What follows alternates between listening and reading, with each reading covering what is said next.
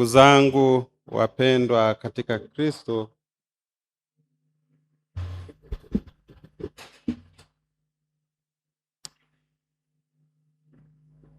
tunafanya mfungo wa Kwaresma.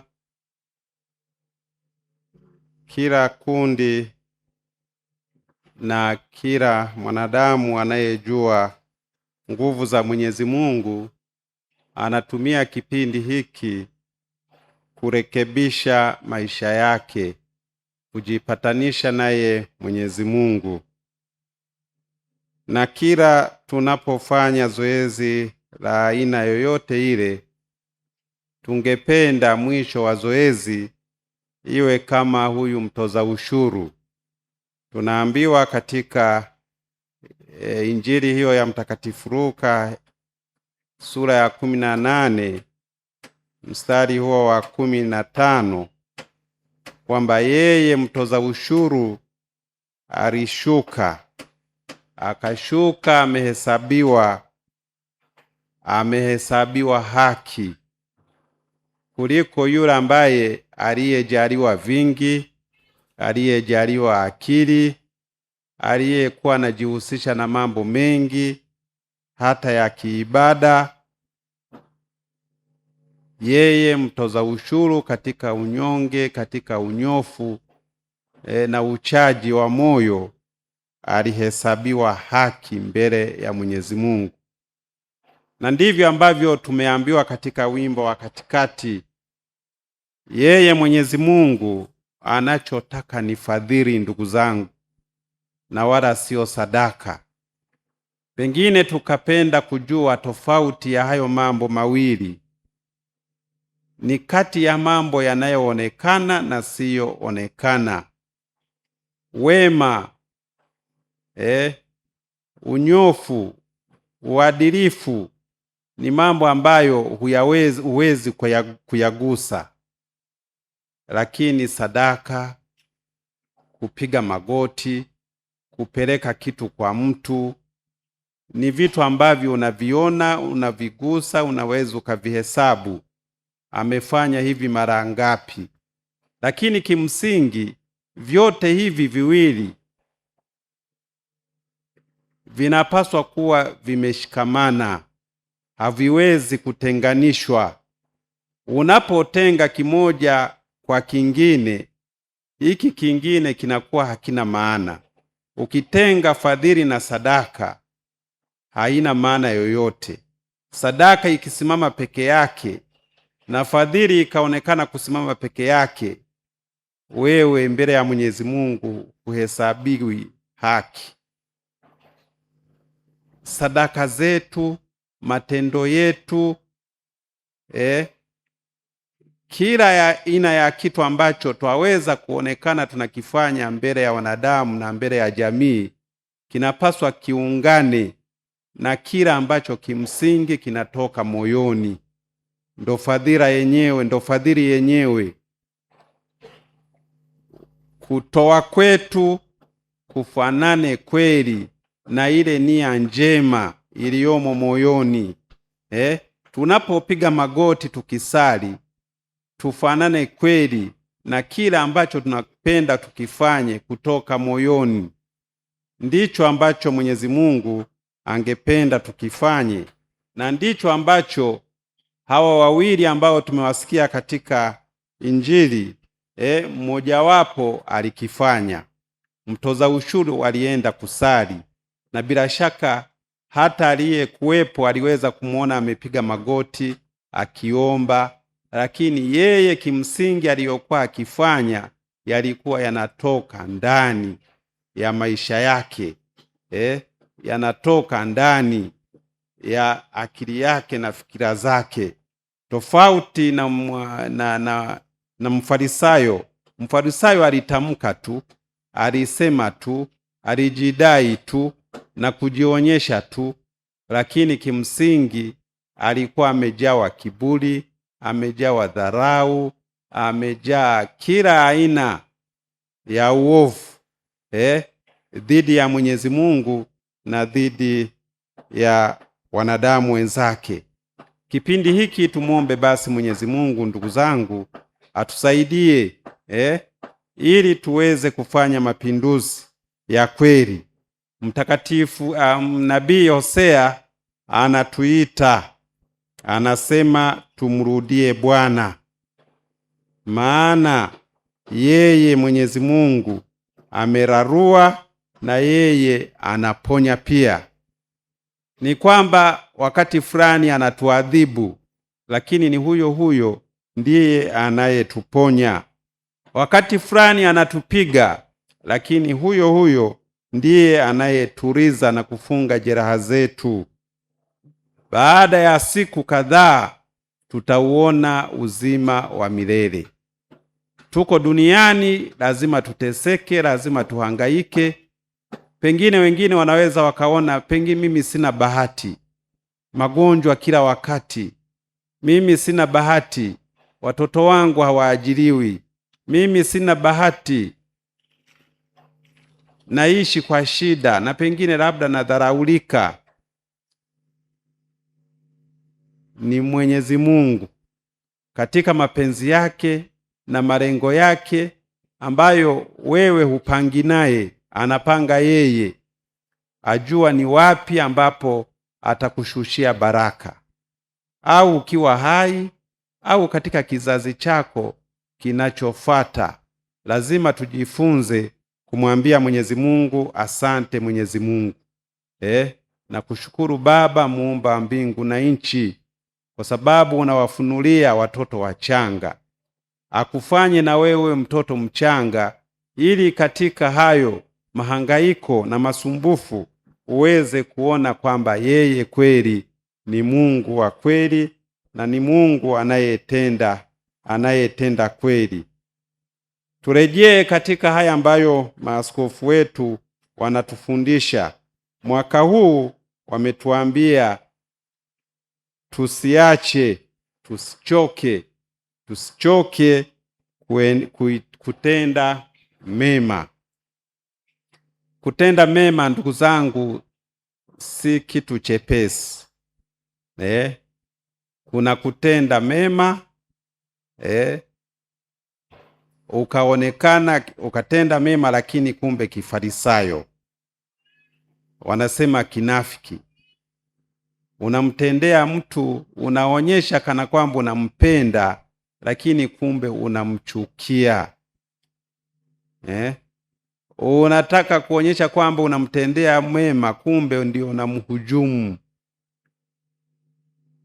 Na nimesema mwanzoni, mwanadamu hakoswi vituko. Vituko vyetu ni hasira, chuki, dharau, wizi, tamaa mbaya. Haya ndugu zangu, yanafifisha hata kila ambacho mbele ya jamii na mbele ya watu tunaweza tukaonekana tunafanya. Sasa tafakari ya Kwaresma ya mwaka huu inataka tuunganishe yote yale yanayoonekana na yasiyoonekana, kwa sababu kimsingi ni kitu kimoja. Mungu aliumba vinavyoonekana na visivyoonekana, vyote ni vyake, na vyote kama yeye alivyo mmoja ni kimoja pia. Kwa hiyo tusiache kutenda mema. Maana yake yale tunayoyafanya mbele ya watu ndiyo hayo hayo yaliyomo katika maisha yetu, katika dhamira zetu, katika roho zetu. Na maaskofu sasa wanatuambia tusichoke kutenda mema, na ili tutende mema wanatuambia tusiache kusali. Tusiache kusali, kwa sababu kwa njia ya sala Mwenyezi Mungu anatuimarisha, anatupa nguvu na ujasiri wa kushinda haya ambayo daima huwa anakuja katika mawazo yetu, katika akili zetu. Kwa sababu huruka yetu wanadamu ni kutaka kukwezeka, kukua juu, na kuwa juu ni pamoja na kumpuuza mwenzako, kumnyanyasa mwenzako. Sasa haya huwezi ukayashinda pasipo kujiunganisha na Mwenyezi Mungu kwa njia ya sala. Mungu nisaidie ili nishinde dharau. Mungu nisaidie ili nishinde kiburi. Mungu nisaidie ili na mimi nijishushe, niwe mnyenyekevu kama mama yetu Bikira Maria alivyoonyesha unyenyekevu katika maisha yake. Kwa hiyo mfungo maana yake ni pamoja na sala. Na nyie leo mmekuja kufunga, mmekuja kusali, kujiunganisha na Mwenyezi Mungu ili Mwenyezi Mungu awasaidie muweze kushinda hayo ambayo daima yanatupata. Bila sala, ndugu zangu, haiwezekani, sio kitu chepesi. Yanayotukabili kama wanadamu ni madogo, unaweza ukafikiri, lakini huwa yanatushinda. Tunajikuta tu tumejawa kiburi, majivuno, dharau. Ukishushwa kidogo tu unaumia, ukikwezwa kidogo tu unafurahi, na unajiona sasa pengine haitoshi hata jinsi walivyokukweza hivyo, walipaswa waende zaidi. Bila kusali, vituko vya namna hiyo haiwezekani, kwa sababu Bwana asipoulinda mji, yeye aulindaye akesha bure. Mwenyezi Mungu asipotulinda sisi, tunaweza tukawa tunaomba, lakini tutarudia huko huko kwenye mahangaiko yetu na vituko vyetu. Kwa hiyo lazima sala zituongoze, sala iwe kinga yetu. Na tunafundishwa daima kwamba sala sio kitu chepesi, na usifikiri kwamba kwa siku moja tu utaweza ukashinda, eti kwamba wewe imefika mahali fulani umesema kwamba sasa mimi nimekuwa bingwa kwa sala. Mimi huwa nikisali kweli unaona kabisa na Mungu ananisikiliza. Daima tutahangaika, daima tutajaribu, na Mwenyezi Mungu kwa namna yake atatupatia nguvu na kutulinda, na tutaweza kushinda. Lakini vile vile neno la Mwenyezi Mungu lituongoze, maandiko matakatifu yatuongoze hata tunapokuwa katika sala zetu. Neno la Mwenyezi Mungu linakuwa kati yetu, linakuwa mbele yetu, linatuongoza, linatufanya tutafakari. Linatutaka tumtafakari Mwenyezi Mungu, tutafakari maisha yetu, tutafakari mahusiano yetu, lakini tutafakari pia matendo yetu. Kwa hiyo tusikilize neno lake Mwenyezi Mungu. Ni kusoma neno la Mungu, ni kusikiliza anachosema yeye Mwenyezi Mungu, kwa sababu Mwenyezi Mungu amejifunua kwetu, si kwa njia ya manabii na mitume na hatimaye kwa Bwana wetu Yesu Kristo tu, bali katika neno hilo ambalo aliliacha kwetu kwa njia ya Kristo na mitume wake. Kwa hiyo neno la Mwenyezi Mungu ni muhimu kwetu, lazima tupende kulisikiliza. Kusikiliza neno la Mwenyezi Mungu ni kukaa naye yeye Mwenyezi Mungu.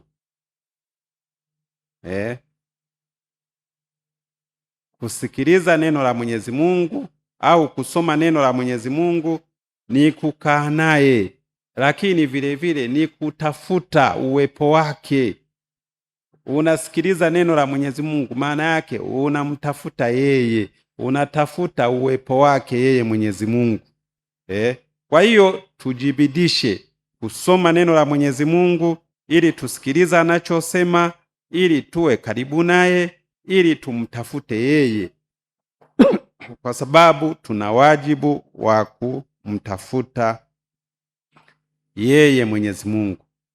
Na Mwenyezi Mungu amesema katika tukio la kubatizwa Bwana wetu Yesu Kristo, na hata Bwana wetu Yesu Kristo alipobadilika sura kule mlimani, ni mwanangu mpendwa wangu, msikilizeni yeye. Yesu anayeongea katika maandiko matakatifu anapaswa asikilizwe. Kwa hiyo tunaposoma neno la Mwenyezi Mungu tunamsikiliza yeye, tunatimiza agizo hilo ambalo Mwenyezi Mungu ametuagiza katika matukio ambayo Bwana wetu Yesu Kristo yalimtokea. Mwanangu mpendwa wangu huyu, msikilizeni yeye. Lakini vile vile ili tufanye matendo mema vizuri, tunaambiwa kuenenda katika Roho. Tuenende katika Roho. Maana yake ni nini? Mtume Paulo anatuambia, lakini tunda la Roho ni upendo, ni furaha, ni amani, uvumilivu, utu mwema, fadhili, uaminifu, upole. Hizi ni fadhila. Ni fadhila ambazo tunapaswa kupambana ili tuziishi. Mtu mwingine kwa huruka ni mkali.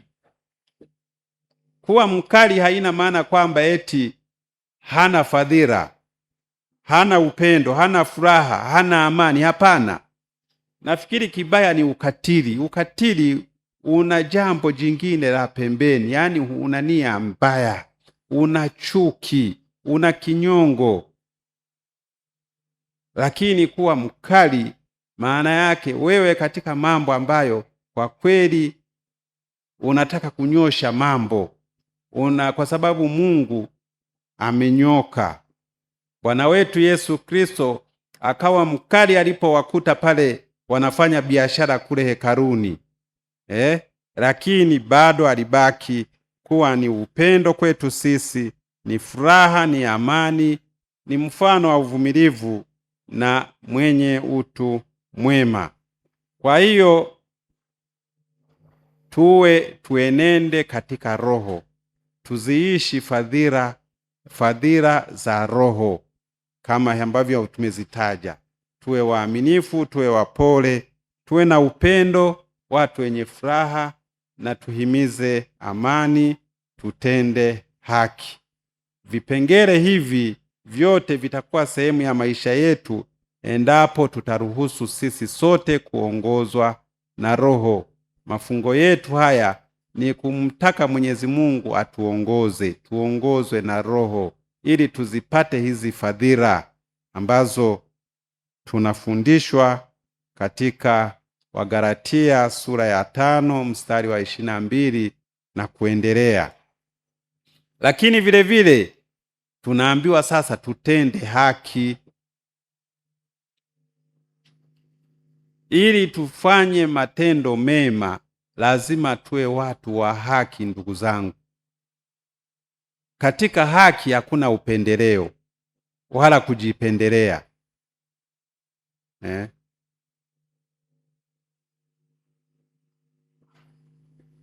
Mfano mwepesi tu ni tunapokuwa mashuleni. Nafikiri wote tumepita mashuleni. Siku yako ya kugawa, unagawa chakula, inaweza ikawa maharage au wali. Si tulisoma wakati baada ya vita pale, ilikuwa ni shida, maharage yenyewe yalikuwa nafunza.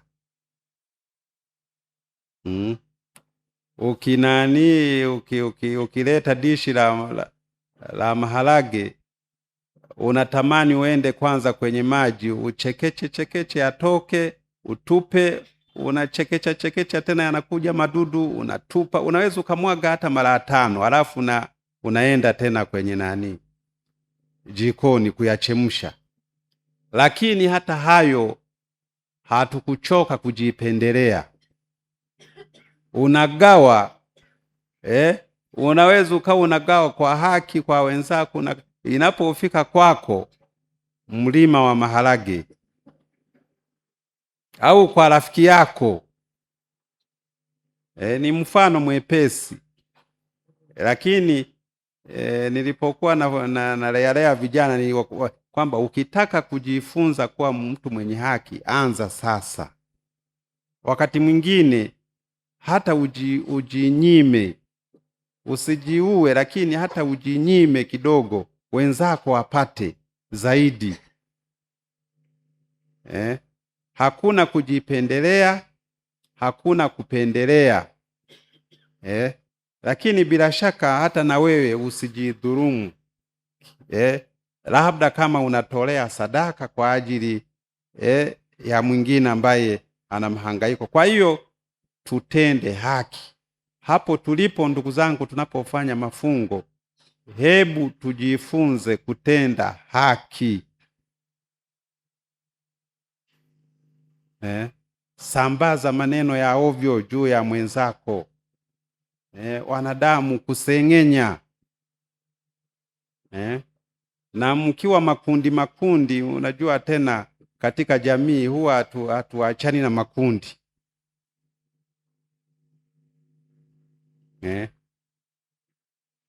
Kusengenya, kusema mwingine vibaya, kudharau, huko ni kushindwa kutenda haki. Lakini neno la Mungu linatuasa pia kuwatendea mema wenzetu, kama anavyotuambia Mtakatifu Paulo, anasema, kwa hiyo kadri tupasavyo nafasi na tuwatendee watu wote mema, na hasa jamaa ya watu wanaoamini. Mwanadamu, yeye amekuonyesha aliyo mema, na Bwana anataka nini kwako ila kutenda haki na kupenda rehema na kwenda kwa unyenyekevu na Mungu wako. Haki, ndugu zangu. Hata majuzi tu tulikuwa tunahangaishana kubishana juu ya haki na amani. Amani ni tunda la haki. Kukiwa na haki, ndugu zangu, anayenung'unika huyo ni mzushi. Anayenung'unika huyo ana jambo lake. Lakini kama haki inatendeka, wewe umepata 2 na mimi nikapata 2 na yule akapata 2, unataka nini zaidi sasa? Unataka kuingia katika dhambi ya Adamu na Eva. Ulipewa kila kitu ulichostahili, lakini ukataka na kile kingine. Ulipewa 2, unataka wewe sasa iwe 3. Haki, ndugu zangu, tujifunze kutenda haki. Lakini vile vile kutenda mema. Tunakoambiwa tusichoke kutenda mema ni kusamehe. Kusamehe hapo napo, ndugu zangu, ni shughuli.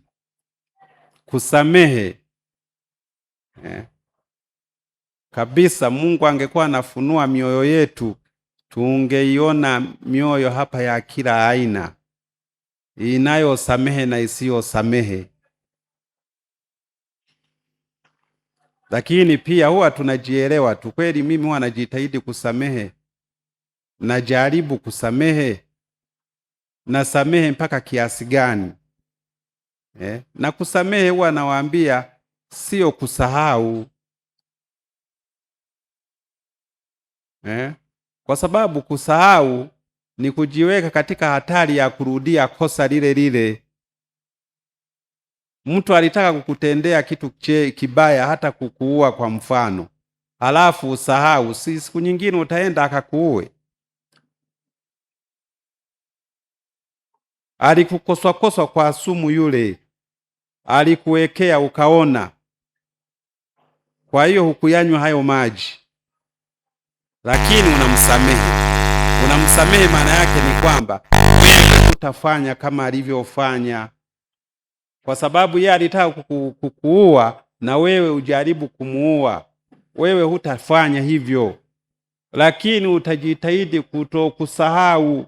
Ukisahau, siku nyingine utajipeleka mzima, atakuwekea, utayanywa maji, na hiyo ni wanaita suicide. Yaani wewe unajua huyu anaweza hata kama mimi nikijua mtu huyu anaweza akanitendea vibaya, lazima nijihadhari. Lakini nimemsamehe, sitamtendea kitu chochote kibaya. Na wakati mwingine nitayaweka moyoni, labda kama nitayatoa ni kwa ajili ya kutahadharisha. Angalia, chombo hicho kitakuua, hicho huyo mtu atakuua. Unamtahadharisha tu mtu, kwa sababu huo nao ni wajibu. Lakini sio kwamba sasa eti nitafurahia mahangaiko yake, nitafurahia kifo chake, na mimi nitapanga ili na yeye auawe. Kufurahia mahangaiko ya mwenzako, kufurahia kuumia kwa mwenzako, huko ni kuishi kwa chuki, ni maisha pasipo msamaha. Kwa hiyo na Mwenyezi Mungu anatuambia tuwasamehe wenzetu kama yeye Mwenyezi Mungu anavyotusamehe. Na Wakolosai wanasema vumilianeni na kusameheana. Iwapo mmoja wenu analo jambo lolote dhidi ya mwenzake, mnapaswa kusameheana kama Bwana alivyo wasamehe ninyi. Tunapaswa kusameheana, na kutokulipa kisasi. Jambo jingine linalotufanya tuonekane hatuchoki kutenda mambo mema ni kule kutokulipiza kisasi. Ataniona tu, alinifanyia hivi na mimi tafanya kitu kingine. Alinishinda sijui kwenye nini, na mimi ngoja nitamkomesha. Mtume Paulo anatukumbusha kuwa tusimlipe mtu ovu kwa ovu. Ametutendea jambo jibaya, tusilipe ovu kwa ovu. Tuangalie yaliyo mema machoni pa watu wote. Na adui yako akiwa na njaa mlishe, na akiwa na kiu munyweshe. Lakini wanadamu ndo hivyo, yani tunahangaishwa na vitu. Unaweza ukatoka kwenye ofisi moja, ulikuwa sijui mkurugenzi, ulikuwa sijui nani, unahakikisha unatoa kabisa kila kitu ambacho kilikusaidia wewe kufaulu katika. Na mashuleni tulikuwa tunafanya hivyo. Najua sana hesabu na physics na mitihani yale mazuri, unakuwa unayasoma peke yako tu, umejificha. Na yasema hayo ndugu zangu tuliyafanya hayo. Sasa utafanya yani wakiju unaficha ili wao wasije wakafaulu. Na unafanya hivyo kwa sababu pengine wao uliwaona wamefanya. Kila ukimuomba yeye anaficha. Ana kitabu kizuri, we hataki kukitoa, na we unakipata, na we unarudia yale yale, kulipiza kisasi, ovu kwa ovu. Haya ndiyo mambo ambayo tunapaswa kuyashinda ili matendo yetu yabaki daima kuwa ni mema, ili tutende wema kwa wenzetu. Kutenda wema sio mpaka umfanyie kitu fulani ka kuonekana. Kumsamehe tu ni kutenda wema. Kutolipiza kisasi ni kutenda mema. Kufanya haki ni kutenda mema. Unaona? Lakini vile vile tunaambiwa usikate tamaa. Usikate tamaa. Wengine tuko wepesi mno kukata tamaa. Na wakina mama, hili mimi nawaomba sana, kwa sababu kukata tamaa mnaingia katika hofu, na matokeo yake ni haya ambayo kila mara tunazungumzia: pepo, vipande, sijui majini. Mimi huwa nawaambia kweli Mwenyezi Mungu anawachukia wakina mama kiasi hicho. Yale majamaa ambayo yenyewe ndo yanabomoa nyumba za watu, yanaiba mabilioni, yani yenyewe Mungu ameanani tu. Nendeni magerezani, wangapi wengi waliomo wengi humo ni wanaume, lakini yani nyie ndo anayewatesa Mungu kwa pepo kuliko hao ambao wamejaa humo. Mahangaiko tunayoyapata katika maisha ni sehemu ya makuzi, ni namna ya kutuanzishia safari ya kwenda mbinguni. Unachopaswa kufanya hapo ni kuomba, kusali na kujiweka mikononi mwa Mwenyezi Mungu na kumwambia Mungu, Mungu, mikononi mwako naiweka roho yangu, mikononi mwako naweka matatizo yangu. Hata kama nikifa na magonjwa, nikifa na bahati mbaya, nikifa na nuksi, ni wewe Mwenyezi Mungu unajua. Lakini sio kwamba sasa mimi nianze kukulaumu kwamba umeruhusu nimetupiwa pepo, na wala pepo hiyo haipo unayoweza kufikiri kwamba inakutesa. Tunateswa na dhambi zetu na dhambi za dunia nzima. Wewe unaweza ukawa unateseka, lakini unateseka sio kwa dhambi zako wewe. Wewe umebeba nafsi ya Kristo mwenyewe ambaye hakuwa na dhambi, lakini akateseka kwa dhambi zetu sisi wanadamu. Kwa hiyo na wewe unapoteseka usianze tu ni kweli, ili uondoe ubinafsi, jifikirie wewe kwanza. Lakini tambua pia kwamba na dhambi za wengine. Na hata tunapofanya malipizi, unafanya malipizi sio kwa dhambi zako tu, na dhambi za wengine pia. Kwa sababu na wewe ukombozi uko ndani mwako, na wewe unakomboa wenzako. Kwa hiyo tumwombe Mwenyezi Mungu atusaidie kweli tusichoke kutenda mema.